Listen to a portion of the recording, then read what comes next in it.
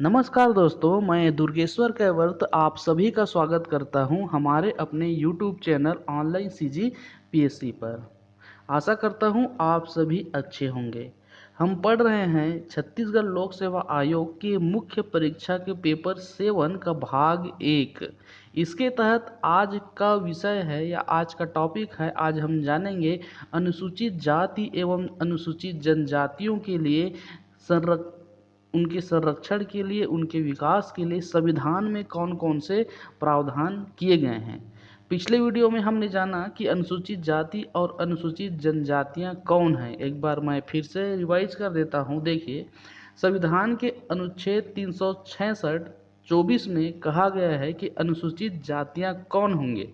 अनुसूचित जातियां वे जातियां, मूल वंश या उनके भाग जो संविधान के अनुच्छेद 341 के अंतर्गत सूचित किया गया है, उन्हें हम अनुसूचित जाति मानेंगे। क्लियर है। और अनुसूचित जनजातियां किसे कहेंगे?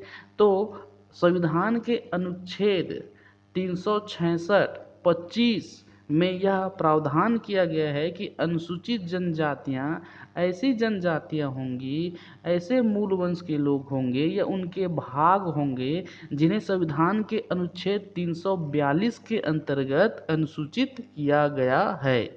क्लियर है। तो इसको आप समझिए। अब चलते हैं अनुसूचित जाति और अनुसूचित जनजातियों के लिए, उनके विकास के लिए, उनके संरक्षण के लिए संविधान में कौन कौन से प्रावधान किए गए हैं। इसको हम कुछ सेक्शन में बांट सकते हैं। जैसे सामाजिक संरक्षण के अंतर्गत अनुच्छेद 17, 23, 24 और 25(2)(ख) शामिल हैं।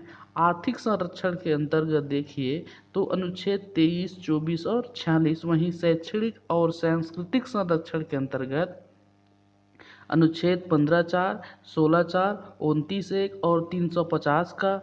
राजनीतिक संरक्षण के अंतर्गत 164(1), 330, 332, 334, 243(घ) और 243 ना। सेवा संबंधी के अंतर्गत 64(4) और 335। वहीं विशेष संरक्षण के अंतर्गत आपका 244(1), 338 और 338 का आता है। इस प्रकार हमने सेक्शन वाइज डिवाइड कर लिया। अब चलिए हम इसको बिंदुवार समझने की कोशिश करते हैं। पहले देखिए सामाजिक संरक्षण कि समाज में जो है उनके विकास और संरक्षण के लिए कौन कौन से अनुच्छेद हैं। तो देखिए कि अनुच्छेद 17 कहता है कि किसी भी प्रकार की अस्पृश्यता का क्या है, अस्पृश्यता जो है अपराध माना जाएगा, अर्थात अस्पृश्यता का अंत कर दिया गया है अनुच्छेद 17 के अनुसार कि, और इसके लिए तो अलग से कानून भी बन गया है कि अस्पृश्यता कोई करता है तो नागरिक अधिकार संरक्षण अधिनियम 1955 और ST/SC एट्रोसिटी एक्ट 1989, ठीक, ये दो कानून भी बन गए हैं कि यदि इस किसी भी प्रकार का दुर्व्यवहार यदि इस वर्ग के साथ होता है तो उसके लिए डायरेक्ट दंड का प्रावधान है। क्लियर है। तो अनुच्छेद 17 अस्पृश्यता का अंत। अनुच्छेद 23 देखिए, अनुच्छेद 23 क्या बोलता है? मानव का दुर्व्यापार और बेगार तथा बलात् श्रम का प्रतिषेध। इसमें डायरेक्ट ST या SC का नाम नहीं लिया गया है, लेकिन ये जो मानव का दुर्व्यापार हो या उनसे बेगारी लिया जाना हो या बलात् श्रम कराना हो, तो अधिकांश जो वर्ग है इसी वर्ग से आते हैं। इसलिए यह जो अनुच्छेद है बहुत इम्पॉर्टेंट हो जाता है। तो किसी भी प्रकार का दुर्व्यवहार, बेगार और बलात्श्रम भारतीय संविधान के अनुसार निषेध करता है इसका। क्लियर है। अनुच्छेद 24 देखिए, अनुच्छेद 24 जो है बाल श्रम पर रोक लगाता है। अब यहाँ ST/SC के इसमें क्या काम है, तो अधिकांश जो बच्चे होते हैं इसी वर्ग से आए हुए होते हैं। अतः इस अनुच्छेद के अनुसार जो है बाल श्रम जो है यह भी अपराध है। 14 साल से कम उम्र के बच्चे से आपको काम नहीं कराना है। क्लियर है। अब देखिए अनुच्छेद 25(2)(ख) क्या बोलता है कि सभी हिंदू धार्मिक संस्थाएं हिंदुओं के सभी वर्गों के लिए खुली रहेंगी।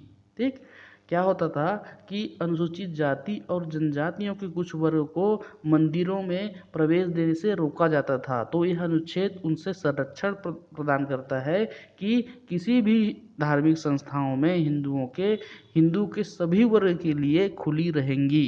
ये है आर्टिकल 25(2) ख। ये है सामाजिक संरक्षण। ठीक है, अब चलिए जानते हैं आर्थिक संरक्षण के अंतर्गत क्या प्रावधान है। तो आर्थिक संरक्षण में देखिए अनुच्छेद 23, 24 और 46 में आर्थिक संरक्षण इकोनॉमिक जो है प्रोटेक्शन की यहाँ बात किया गया है। अनुच्छेद 23 और 24 मैंने बता दिया। अब 46 क्या बोलता है, देखिए 46 जो है नीति निर्देशक सिद्धांत के अंतर्गत आते हैं। इसमें अनुच्छेद 46 में कहा गया है कि राज्य जनता के दुर्बल वर्गों के, विशेषकर अनुसूचित जाति और अनुसूचित जनजातियों के शैक्षणिक तथा आर्थिक हितों की अभिवृद्धि के लिए कार्य करेगा, शोषण से संरक्षण के लिए कार्य करेगा, ऐसे नीति बनाएगा जिससे इस वर्ग के हितों की अभिवृद्धि हो, उनका शोषण ना हो। क्लियर है, तो ये अनुच्छेद 46 में स्पष्ट प्रावधान है। अब चलिए जानते हैं कि शैक्षणिक तथा सांस्कृतिक संरक्षण के अंतर्गत क्या प्रावधान किया गया है। तो देखिए अनुच्छेद 15(4) में क्या कहता है कि सामाजिक शैक्षणिक दृष्टि से पिछड़े वर्गों या अनुसूचित जाति या जनजाति की उन्नति के लिए विशेष प्रावधान करेगा।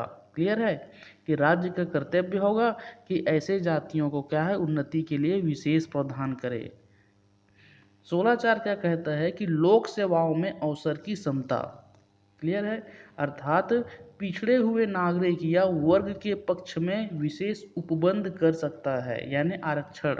क्लियर है, विशेष उपबंध जो है राज्य कर सकता है, ये 16(4) कहता है।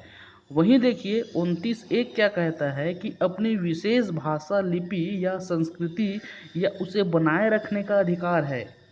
क्लियर है, यदि किसी जनजाति या जाति का विशेष भाषा लिपि हो तो उसको बनाए रखने का अधिकार है 29(1) के तहत।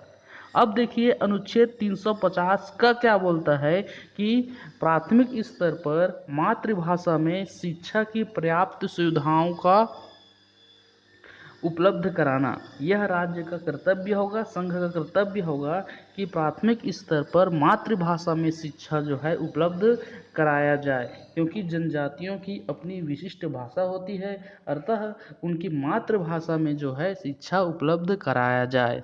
अब देखिए राजनीतिक संरक्षण की बात यदि किया जाए, जो कि मोस्ट इम्पॉर्टेंट है, तो अनुच्छेद 164(1) कहता है कि छत्तीसगढ़, झारखंड, मध्य प्रदेश, उड़ीसा जहां अनुसूचित जनजातियां बहुत ज़्यादा हैं, वहां जनजाति कल्याण का प्रभारी एक मंत्री होना आवश्यक है।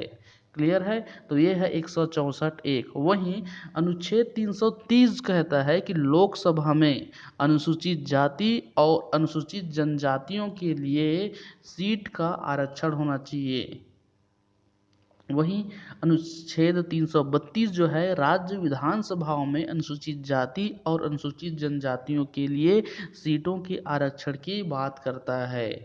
क्लियर है, उनकी जनसंख्या के अनुपात में जो है सीट रिजर्व होना चाहिए।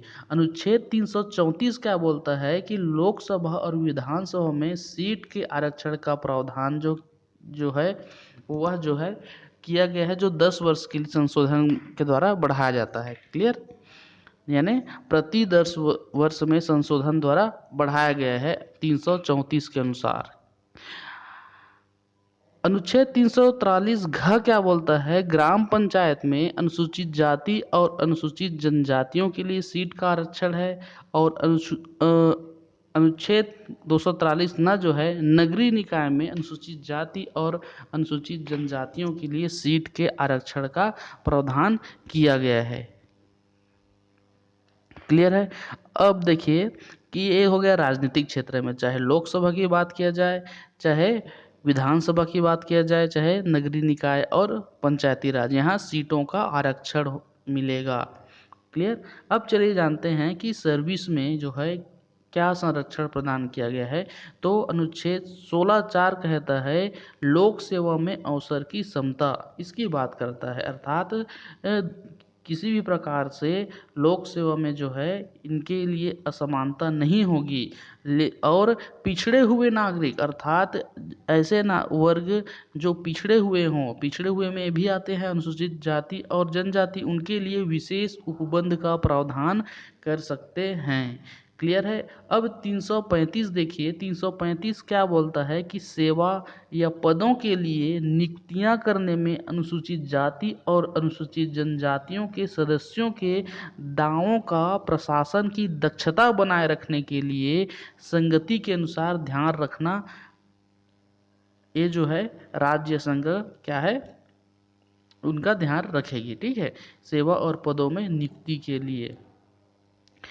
नेक्स्ट है विशेष संरक्षण। विशेष संरक्षण के अंतर्गत कौन कौन से अनुच्छेद आते हैं? देखिए 243 अनुच्छेद 244 एक में 5वीं अनुसूची के उपबंध के तहत असम, मेघालय, त्रिपुरा और मिजोरम राज्यों को छोड़कर किसी राज्य के अनुसूचित जाति और अनुसूचित जनजाति प्रशासन और नियंत्रण के बारे में उपबंध करता है। अर्थात अनुसूचित जाति और अनुसूचित जनजाति के क्षेत्र में प्रशासन और नियंत्रण के लिए जो है विशेष संरक्षण की ये बात करता है। ठीक है, यानी प्रशासन के संबंध में बात करता है अनुसूचित क्षेत्र में। अब देखिए कि 338 क्या बोलता है? अनुच्छेद 338 कहता है राष्ट्रीय अनुसूचित जाति आयोग का गठन की बात करता है। वहीं 338 का जो है राष्ट्रीय अनुसूचित जनजाति आयोग की बात करता है, जो अनुसूचित जनजातियों के विकास, संरक्षण और संवर्धन के लिए कार्य करेगी। तो इस प्रकार से आपको आर्टिकल्स को याद रखना है। ये क्वेश्चन डायरेक्ट एग्जाम में पूछे जाते हैं कि अनुसूचित जाति के लिए अलग से पूछ सकता है, अनुसूचित जाति के लिए कौन से संविधान में प्रावधान दिया गया है, या अनुसूचित जनजातियों के लिए, या दोनों के लिए कंबाइन करके पूछा जा सकता है। क्लियर है? तो आई होप आपको यहाँ से आइडिया मिल जाएगा। आज के लिए इतना ही। Thank you very much, thanks for listening. यदि आप चैनल में नए हैं तो चैनल को सब्सक्राइब कर लीजिए, वीडियो को लाइक कीजिए, कमेंट कीजिए, शेयर कीजिए। Thank you very much, thanks for listening. धन्यवाद।